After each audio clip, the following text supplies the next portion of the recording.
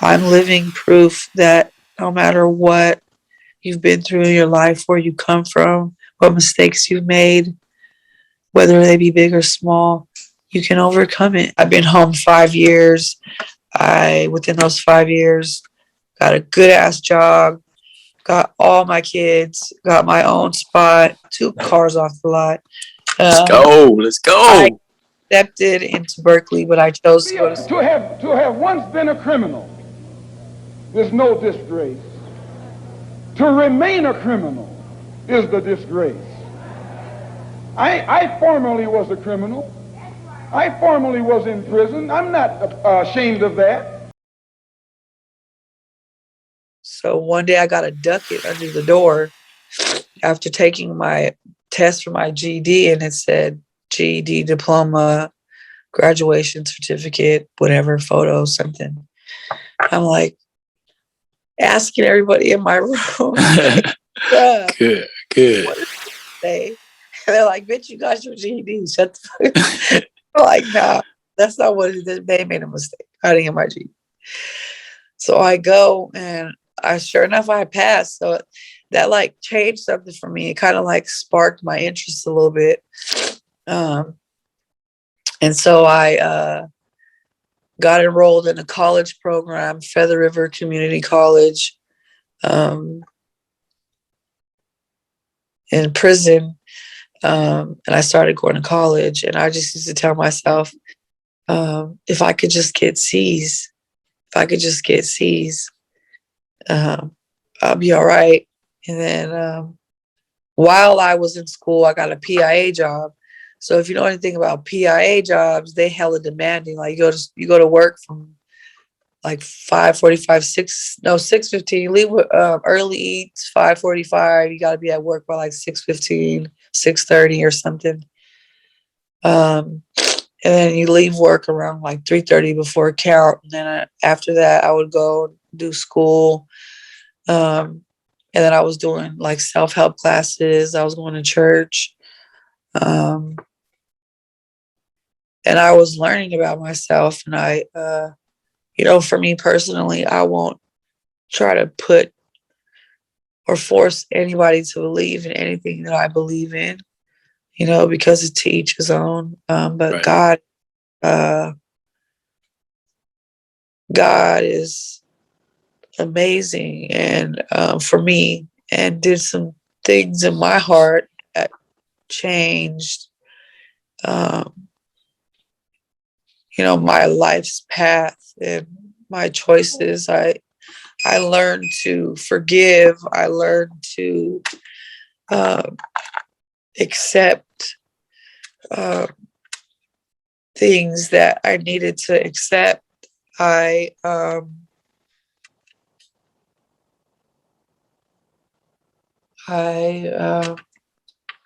got my AA degree. It's good shit. Yeah. Yeah. There we go. Yeah. I graduated with honors. I had all B's most of my semesters. I don't even think I had a C in my class. And you were settling for C's at first. Look at you. C's. I got my entrepreneurial specialization. I am a certified optician through PIA, of course. I almost got my laborer's certification. I almost could have joined a union to be a laborer, but I don't want to build houses. Right.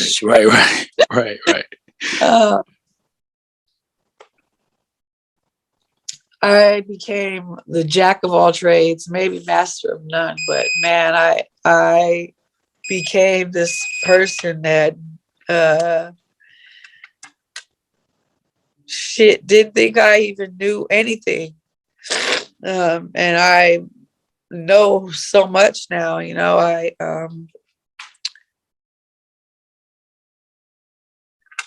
wanted to be better. I wanted to be a mom to my kids, and I wanted to be a daughter to my mother, even though she, wasn't there. You only get one mama, That's it. I feel blessed and privileged that I had two. Mm-hmm. Uh,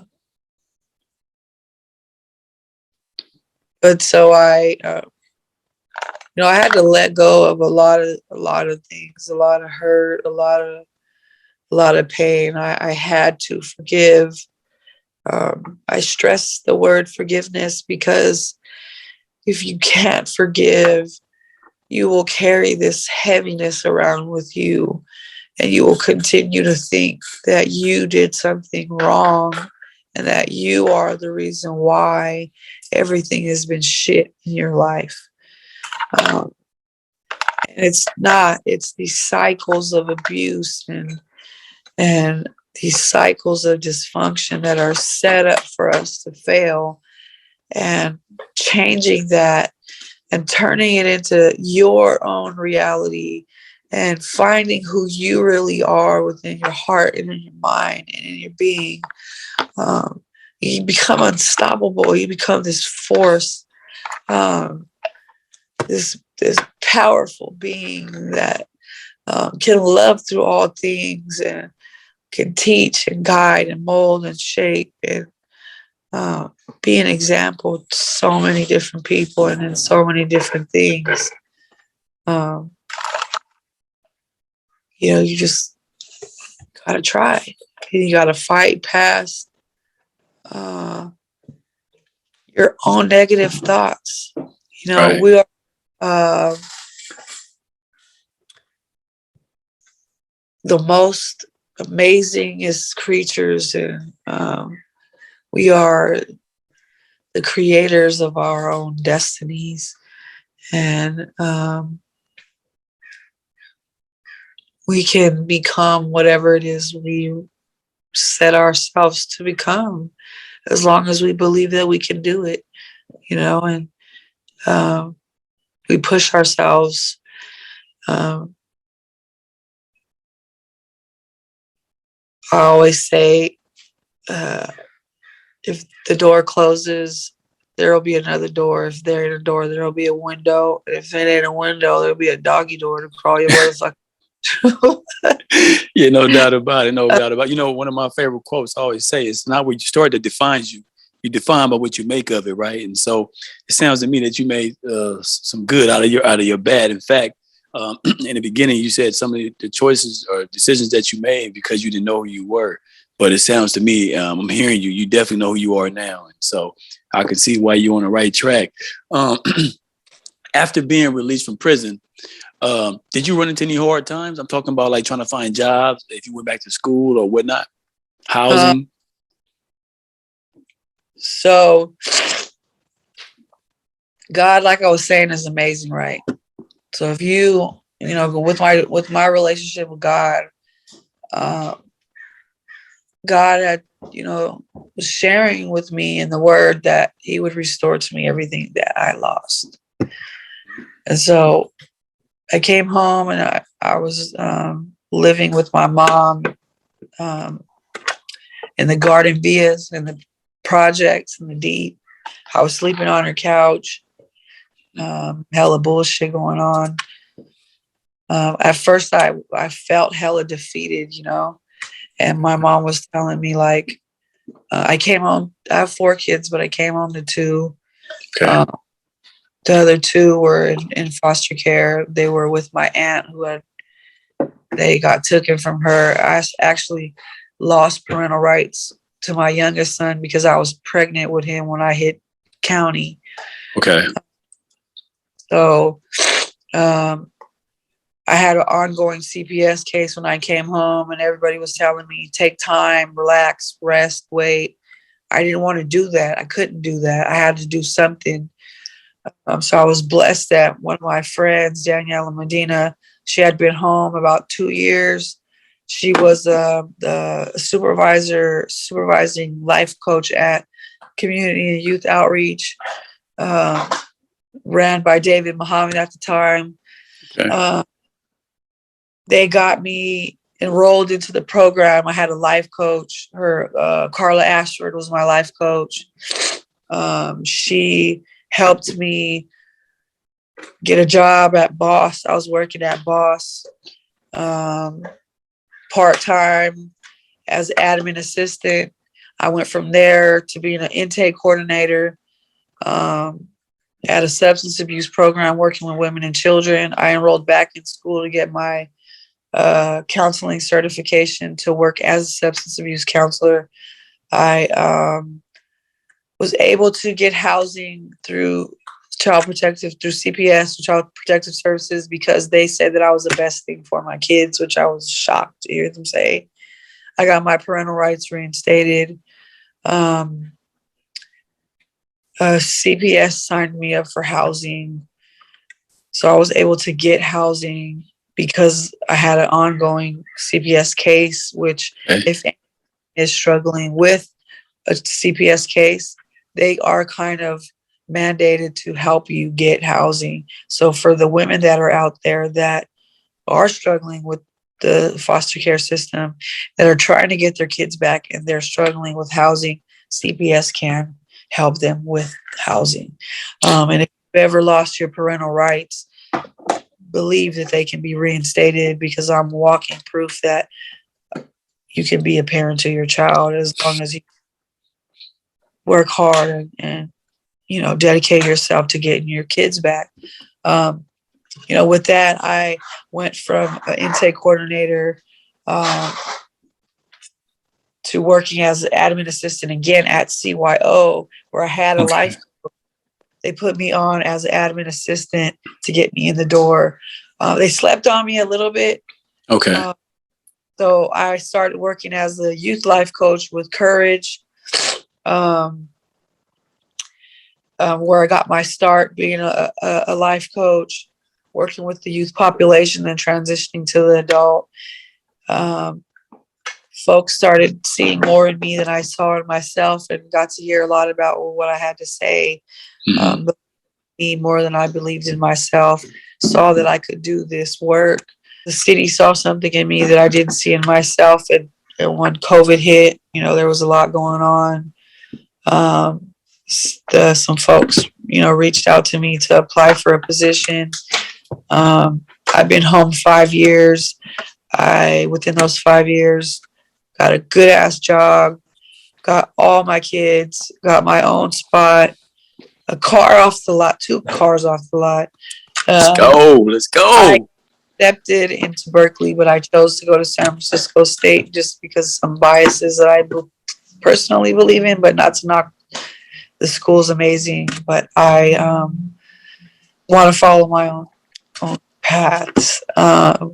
So I'm going to San Francisco State right now for my bachelor's in social work.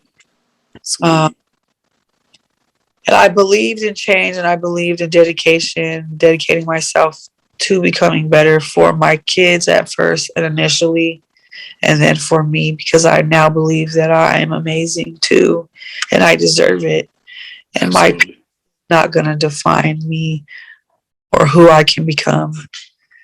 Right.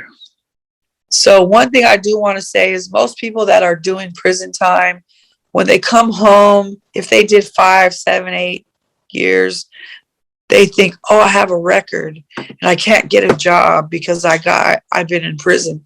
That's not true. Right. You no longer have a record after 5 to 7 years.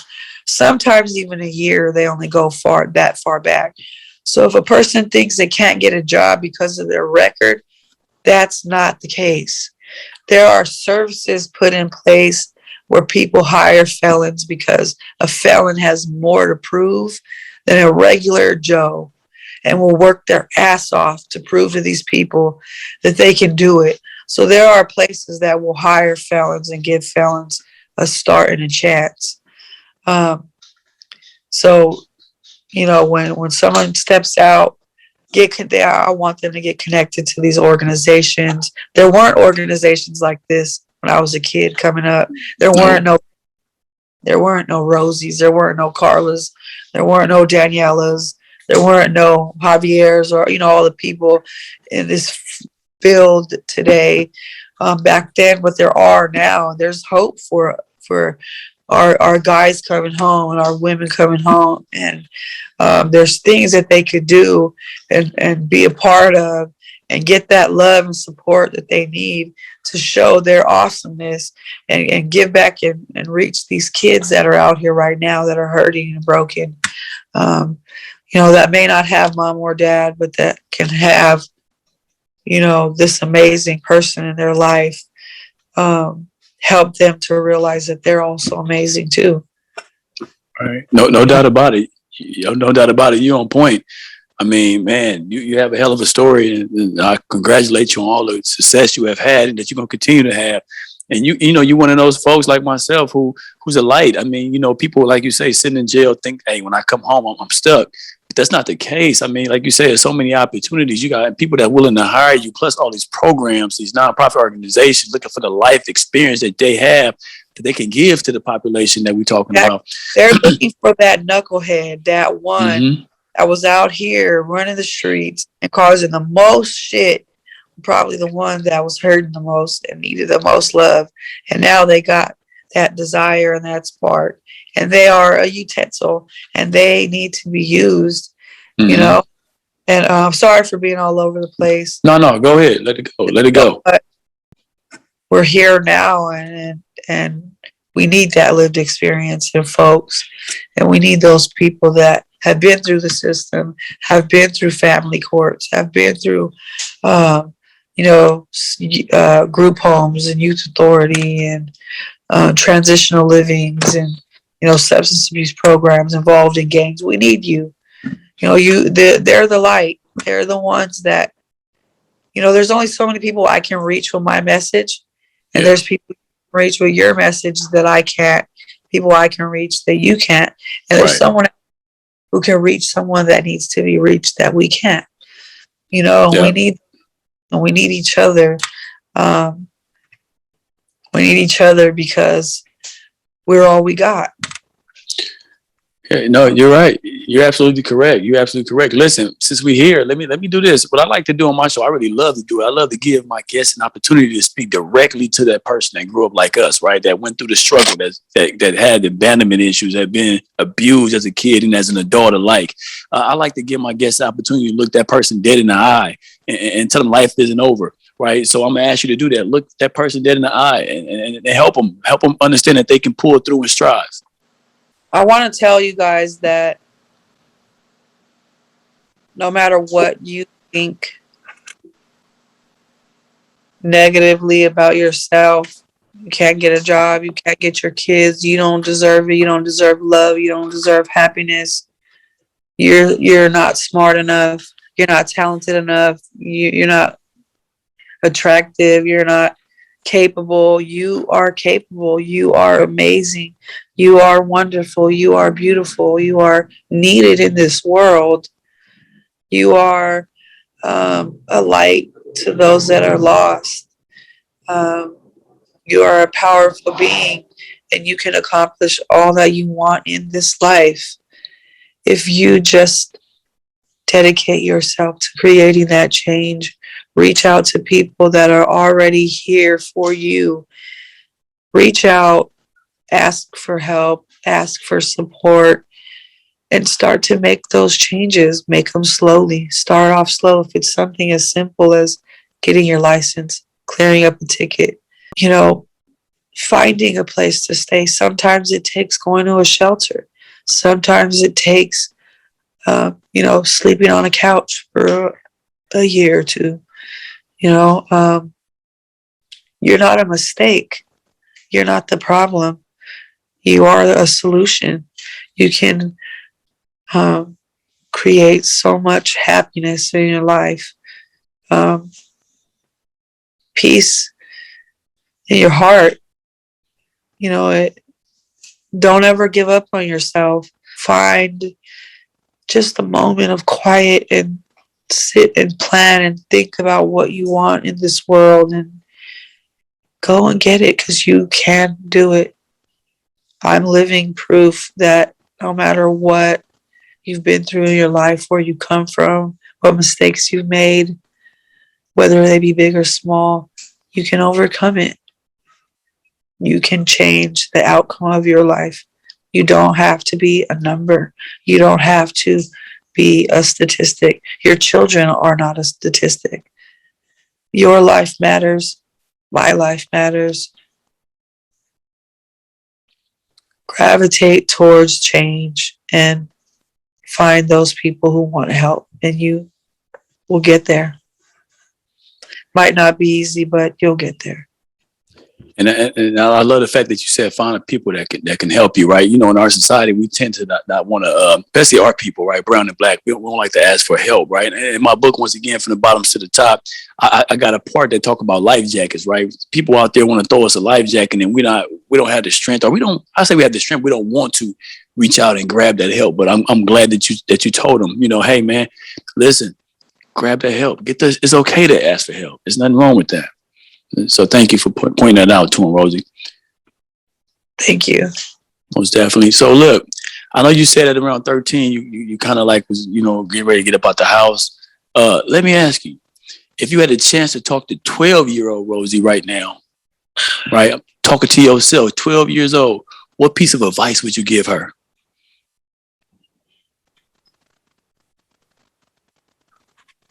Don't believe the lies.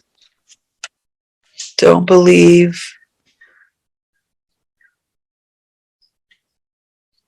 that you're unworthy.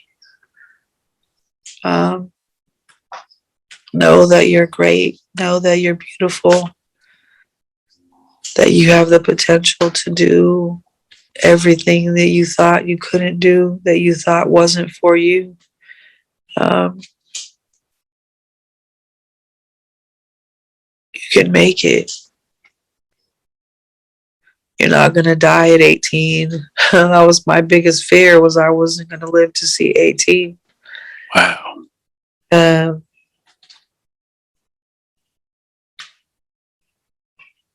so much I wish I could say to her. You're smart. You're funny. You're talented. You can do great things with your life. You can be happy.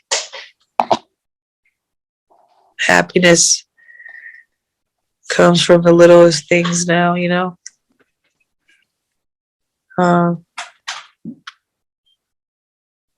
Love yourself. There's so much I would say. And it's good because you know what you're doing right now. You are telling not only yourself, but you're telling that 12-year-old right now that's gonna watch this. They hear the things that you're talking about, right? The things that you're pointing out to them that they don't have, they don't feel for themselves. They don't feel like they're smart. They don't feel like they're worthy. You telling them right now, know that this is true about you. And I'm glad you're doing that, Rosie. That's good shit what you're doing right there. There's somebody that's gonna hear this and they're gonna know, you know what? I'm the same way. I should be telling myself that right now. So thank you for sharing that. So I know in the beginning you told us what you do for a living, right? I got to get ready to get you out of here. I know you might have some things to do, but can you talk a little bit more in detail about what you do for a living, like what your job consists of? What are you guys doing out here in the streets of Oakland and in our county? Yes. So I like I said earlier, I'm a life coach, case manager. We work with the Department of Violence Prevention, and basically we support formerly incarcerated folks, directly impacted folks, people that are at high risk to engage in gun violence, and you know, criminal activity on the streets. We support with helping you get employment. We support with helping you find housing. We support with education. We support with, family reunification, court advocacy,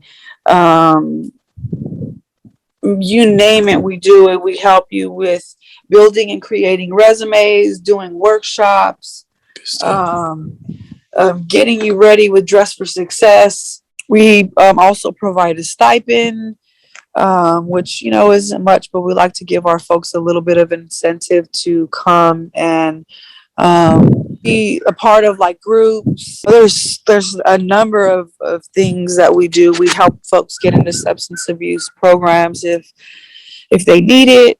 NAAA, we support with probation, help them move out of Oakland if they want. We are, going up to crime scenes, and trying to support the families that, lose their loved ones to gun violence. We support with creating safe spaces for people to mourn the loss of their loved ones. We do food boxes every Tuesday, and these food boxes ain't food boxes like you get at the churches that they give you old shit. No, it's not that. We give eggs, milk, cheese, chicken, grapes. We want to nourish our community, and giving back to our community isn't giving them some stale, rotten shit. Right. Yeah, I've seen it with my own eyes. There's some good shit. I went over there with Kevin, and I seen him open up a box, and I'm like, wow, this is like grocery store, like some Safeway shit. And, that's what I want to give to people. Some people ain't had a good, decent meal in a long ass time. Right. Well, so before this is my last one for you. If somebody want to reach out to you and contact you, or contact the place where where you putting your work in at, how would they go about doing it? Do you have like some information they can reach you guys at, or can I put it in the link maybe? Yeah, definitely. I can be reached, via email. I can also be reached by phone. I'm always available to folks. Typically people think you work 9 to 5, but I don't work 9 to 5 because you don't take time off from life. Sometimes people they find themselves in a really fucked up situation. Right. 2, 3, 4, 5 o'clock in the morning. They need help. They need to get to safety. They need somewhere to go. There's resources out there for folks. So I try to be available at all times on the weekends. Of course, I always take time for my family and for self-care. But when someone needs someone, it could be the difference in saving a life. You got to be available. And so I could be reached by phone. My work line is available. Email. Yeah. So I'll make sure I put that in the link as well as in the video, so people can see it come across the screen. The contact information you want them to reach you at. Okay, great. All right. Well, listen, Rosie. Look, it's been a pleasure. I really, really, really, really thank you for taking the time out to come on. I Used to Be a Criminal. And if there's anybody else out there who want to come on, I Used to Be a Criminal, you can reach out to us. Right? It's real easy. Hit me at IUsedToBeACriminal@gmail.com and let me know, and I'll tap in with you. But Rosie, look. Thank you again, and enjoy, and you keep winning, all right? Thank you. You too. Thank you so much for inviting me. I really appreciate this. Oh, most definitely. Most definitely. You're a terrific guest.